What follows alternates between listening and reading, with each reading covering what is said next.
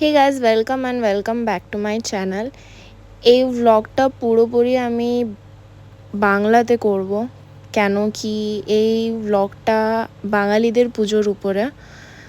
আর এখানে এটা আমার প্রথম লং ভিডিও হবে যেখানে আমি এন্টায়ার একটা ভ্লগিং করছি। আমি এটা আগে কখনো করিনি।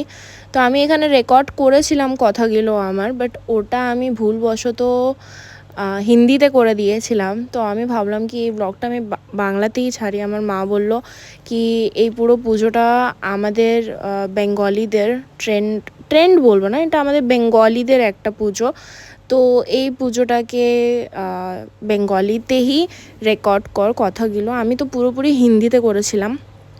এখানে আমি স্নান বান করে একদম রেডি ছিলাম।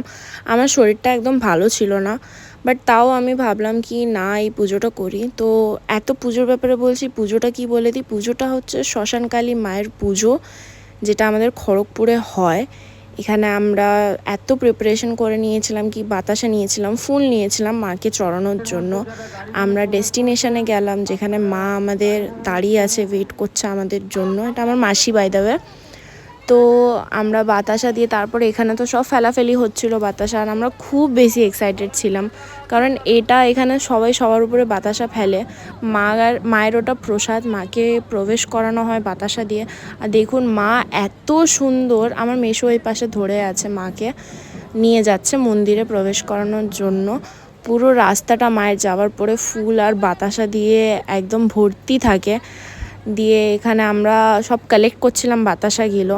দেন পুজো একটা পথ তো হয়ে গেল, এবারে সেকেন্ড পথ হচ্ছে এখানে পুরো বাইরে আমরা জল মানে পরিষ্কার করি বাইরের জায়গাটাতে। পরিষ্কার করার পরে আমরা এখানে পান পাতা দিই। মায়ের চরণ যেন নিচে মা না রাখে। তো যেটা যেটা আমি আমার খুব বাংলাটা মানে খারাপ বলবো না, বাট আমি কোনো ওয়ার্ড হিন্দিতে আমার বেরিয়ে যায়। মায়ের চরণটা যেন জমিনে না পড়ে বলে এখানে আমরা মাকে পান পাতার উপরে মা এখানে চলে, মানে মা তো চলে না, মাকে নিয়ে যে আসা হচ্ছে ঘর তুলে। তো এখানে দেখুন কত ভিড়, এমনিই ভিড় থাকে প্রতিবারে। আর এটা হওয়ার পরে আমি দণ্ডি কাটার জন্য রেডি ছিলাম। এইটাও আমি হিন্দিতেই করেছিলাম। তো দণ্ডি কাটার জন্য আমাদের সব কিছু নতুন পরতে হয়। তো এটা একটা বাঁকুড়া স্টাইলের গামছা যেটাকে বলে, যেটা সামনেটায় বাঁধতে হয়, সব কিছু নতুন জামা কাপড় হয়।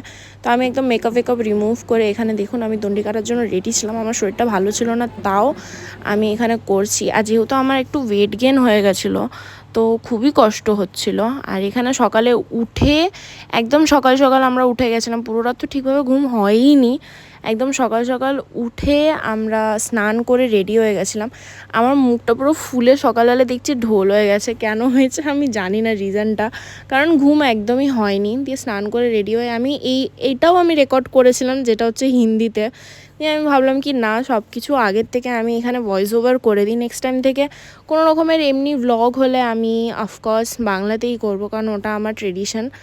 আর এখানে আমার দাঁতে ব্যথা করছিলো খুব বেশি, আর গলাতেও খুব ব্যথা করছিলো, ঠান্ডা লেগে গেছিলো খুব বেশি, আমার জ্বর ফিল হচ্ছিলো। তাও সকালে হিম্মত করে স্নান করে রেডি হয়ে আমরা গেছিলাম পুষ্পাঞ্জলি দিতে মায়ের মন্দিরে।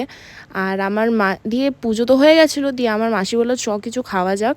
তো আমরা বললাম এই লাস্সির একটা দোকান ছিল, তো যেখানে আমরা লাস্সি খেলাম।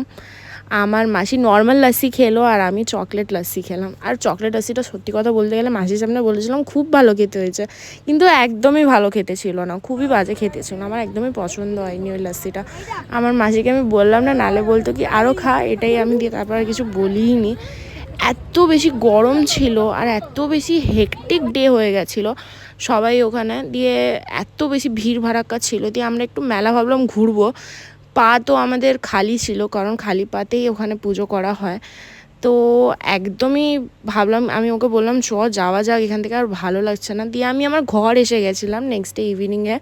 ঘরে এসে এটা হচ্ছে আমার দুপুরের মিল, ব্রাউন রাইস, তারপর হয়েছিল দই চিংড়ি স্যালাড, আর এটা একটা মা করলার বানায় খুবই সুন্দর একটা, আর চিকেন। আমার মা এতটা ভাত দিয়ে দিয়েছিলো, বলেছিলো কি তুই দুদিন ধরে কিচ্ছু খাসনি, এটা খা। আমি তো একদমই নানা করে এত টেস্টি খাবার হয়েছিল কি আমি সব খেয়ে নিলাম। তো চলো টাটা বাই বাই।